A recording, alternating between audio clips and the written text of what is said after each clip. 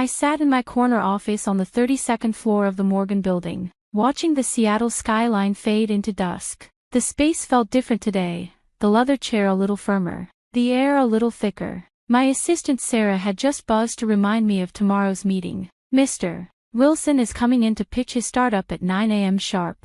Wilson. My father's name felt foreign now, like a word from a language I'd forgotten. 3 months had passed since that night, the night he'd thrown me out of our family home over $5,000. Now here I was, about to decide the fate of his dream project. I turned to my computer and pulled up his company profile. Wilson Tech Solutions, a bold name for what was essentially still just an idea on paper. My father had always dreamed big, but his follow-through was about as reliable as Seattle sunshine in December. The memory of that night crashed over me like a cold wave. "You ungrateful brat." His voice had boomed through our modest 2-story house in the suburbs. "After everything we've done for you." I stood my ground, hands steady despite my racing heart. "Dad, I can't keep doing this. The money you borrowed last time, it was meant for my apartment deposit. Your mother and I gave you everything." He stepped closer, face red with rage. "And now you won't help with a simple business investment."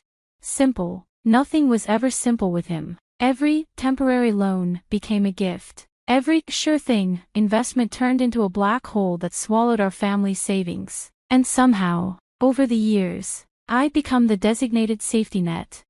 "I worked for everything I have," I said quietly. "The scholarship to business school, the internships, my position at Morgan Ventures. None of that came from you." Mom stood in the kitchen doorway, wringing her hands like she always did during these confrontations. "Olivia, honey, please. Your father knows what he's doing this time." This time. The same words she'd used when he'd sunk $20,000 into a failed food truck venture. And before that, the doomed cryptocurrency trading scheme that cost us almost twice that amount. "No." I surprised myself with how firm my voice sounded. "I'm done being the family bank." Dad's eyes narrowed. "Done? After everything we sacrificed for you." Sacrificed? I couldn't hold back a bitter laugh. "You mean like when you used my college fund to invest in that bogus real estate scheme? Or when you remortgaged the house to chase another guaranteed opportunity?" I was trying to build something for this family.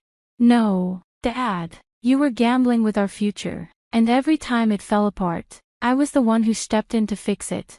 He stepped closer, towering over me like he used to when I was small. "If that's how you feel, then get out. You're no daughter of mine." The words hit like physical blows, but I didn't flinch. I'd been preparing for this moment, even if I hadn't known it. "Fine." I walked upstairs to my old room, kept intact more out of habit than welcome, and grabbed the pre-packed bag I'd stashed there months ago. Some part of me had known this day would come. As I headed for the door, Mom called out, "Olivia, please, he doesn't mean it." But Dad's voice cut through her plea, "If you walk out that door, don't ever come back." I paused at the threshold, looked back one last time. "Don't worry, Dad, I won't." The drive to my apartment that night was a blur. The same routes I'd driven countless times to drop off groceries, to help with bills, to be the responsible daughter they'd come to take for granted. Now they all looked different, like I was seeing them through new eyes. My phone buzzed constantly. Mom's texts grew increasingly desperate. "He's just upset. Please come back. We need you." That last one, "we need you," was what finally made me turn off my phone. Because it wasn't me they needed. It was my money, my stability, my willingness to clean up their messes. Now, 3 months later, I sat in my office, preparing to meet the father who'd disowned me. He had no idea that Morgan Ventures' youngest partner, the one he was desperately hoping would fund his latest scheme, was his own daughter. I should have recused myself from this meeting, should have passed it to another partner, but something in me needed to see this through, needed him to understand exactly what he'd thrown away. I picked up my phone and called Sarah. "For tomorrow's meeting, make sure the conference room windows are unshaded. I want plenty of natural light." "Of course, Miss Wilson. Anything else?" "Yes. Have security on standby, just in case." I hung up and turned back to the window. The city lights were coming alive now, each one a tiny beacon in the growing darkness. Somewhere out there, My father was probably rehearsing his pitch, confident that tomorrow would finally be his big break. He had no idea what was coming. The next morning, I arrived early. The conference room looked exactly as I'd envisioned, sunlight streaming through floor-to-ceiling windows, the polished mahogany table gleaming. I'd chosen my outfit carefully, a charcoal gray suit that spoke of authority, heels that put me at eye level with most men. At precisely 8:55 a.m., Sarah buzzed. "Mr. Wilson and his team are here. Give me 2 minutes, then send them in." I stood at the window, back to the door, a power pose I'd learned early in my career. The door opened, and I heard multiple footsteps, at least 3 people. "Please, have a seat," I said without turning. "I'll be with you in a moment."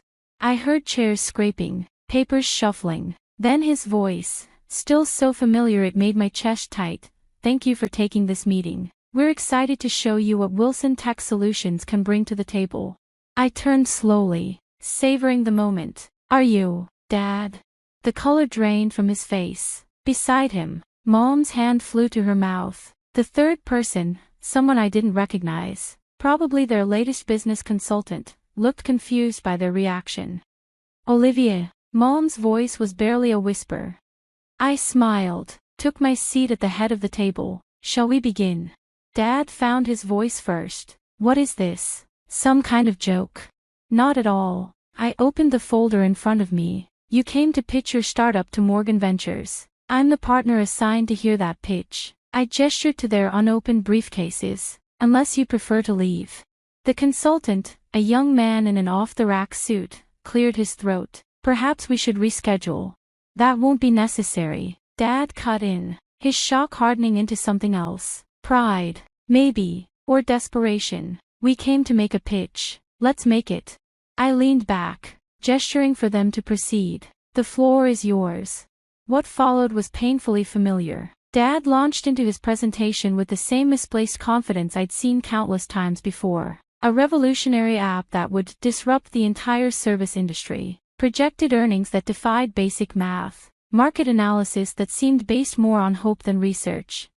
I let him finish. Let him lay out every grandiose claim and unrealistic projection. Mom kept glancing between us, her hands twisting in her lap. The consultant looked increasingly uncomfortable, probably sensing he'd stepped into something far more complicated than a regular pitch meeting. When Dad finally wound down, I stayed silent for a long moment. Then, "Your revenue projections for year 1, they seem optimistic." "We've done extensive market research. No, I cut in. "You haven't. Your user acquisition costs are grossly underestimated. Your marketing budget wouldn't cover 2 months of minimal advertising. And your technical infrastructure costs." I tapped the papers in front of me. "They're not even close to reality." "Now listen here, He started to rise, but Mom's hand on his arm stopped him. "I'm not finished." My voice was steel. "Your entire business model relies on outdated technology. Your competitor analysis ignores 3 major players who already dominate this space. And your funding request." I closed the folder. "It's about a quarter of what you'd actually need to have any chance of success." The consultant was frantically scribbling notes. Dad's face had gone from pale to red. "You think you know everything now, don't you? Sitting in your fancy office, looking down on everyone." "No, Dad. I just know business. Real business, not get-rich-quick schemes and pipe dreams." I stood up. "Morgan Ventures will have to pass on this opportunity." "Olivia, please." Mom stepped in. "We can revise the numbers. Make changes. This isn't about the numbers, Mom. It's about him." I pointed at Dad. "It's about years of watching him chase fantasies while I picked up the pieces. About being treated like a personal ATM until I finally said no. I am still your father." "Are you?" I met his glare. "Because I remember you saying I was no daughter of yours, right before you threw me out." The consultant was edging toward the door. Mom had tears in her eyes. "You want to know the real irony?" I continued. "If you had actually done the work, real market research, solid financial planning, genuine innovation, I would have funded you. Because that's what we do here. We invest in viable businesses, not desperate gambles." Dad stood up so fast his chair toppled backward. You think you're better than me. You think your fancy title and corner office make you special. No, Dad. What makes me special is that I earned everything I have. Every degree, every promotion, every dollar. I pressed the intercom. Sarah, please have security escort our guests out.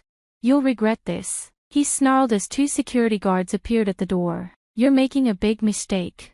I gathered my papers calmly. No, the mistake was thinking you'd ever change. That you'd ever see me as more than a convenient source of cash. I looked at Mom. I'm sorry it had to end this way. She stepped toward me, arms outstretched, but I shook my head. Please don't. After they left, I stayed in the conference room for a long time, staring out at the city. My phone buzzed, a text from Mom. We still love you. Please don't shut us out. I typed back 4 words. Love doesn't take, it gives. Then I blocked their numbers. That evening, I worked later than usual. The city lights came alive one by one, each one a reminder of why I'd chosen this path, why I'd worked so hard to build something real, something solid. Sarah knocked softly. Miss Wilson, is there anything else you need? I turned from the window. No, Sarah, thank you, but tomorrow, clear my morning schedule. I think it's time I looked at some of those small business proposals we've been holding. The ones from local entrepreneurs. I nodded. Yes, the ones who've done the real work, who have solid plans and just need someone to believe in them. I smiled. Someone who knows the difference between dreams and delusions. After she left, I opened my laptop and started a new document. At the top, I typed, Investment Criteria, Small Business Division. Because sometimes the best revenge isn't confrontation or anger. It's building something better than what broke you. In the months that followed, I threw myself into work with renewed focus. The small business division I created became one of Morgan Ventures' most successful initiatives. We funded local startups that had solid foundations, real businesses built on hard work and careful planning.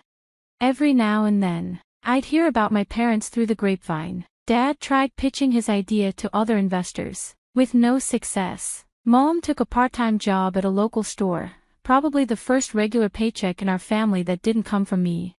Sometimes, late at night, I'd wonder if I'd been too harsh, if cutting them off completely was the right choice. But then I'd remember all the years of manipulation, of guilt trips, of having my own dreams delayed or derailed because they needed just one more loan. One morning, about 6 months after the pitch meeting, Sarah buzzed my office. Miss Wilson, there's a delivery for you. It was a small package, inside, my old house key and a letter from Mom. Dear Olivia, your father won't admit it, but you were right. About everything. We took you for granted. Worse, we took advantage of your success instead of celebrating it. I've started counseling. Your father, well, he's still your father. But I want you to know I'm proud of you, not for your money or your position, but for having the strength to say no, to demand better. I don't expect forgiveness. I'm not even asking for it. I just want you to know that at least one of your parents finally sees you. Love, Mom. I sat with the letter for a long time, emotions swirling. Then I did something I hadn't done in months. I wrote back. Dear Mom. Thank you for your letter. I'm glad you're getting help. As for Dad, I hope someday he understands that real success isn't about quick wins or lucky breaks. It's about building something sustainable, something honest. I can't go back to how things were, but maybe, someday, we can build something new, something better. Take care. Olivia. I sealed the envelope and handed it to Sarah. Then I turned back to my work, to building something that would last. Because that's what real success looks like. Not a lucky break or a handout, but something built piece by piece, day by day, with integrity and purpose. My father had always chased shortcuts to success, but I'd learned the hard way that the only path worth taking is the one you pave yourself. And sometimes, the greatest victory isn't in proving someone wrong, it's in proving yourself right.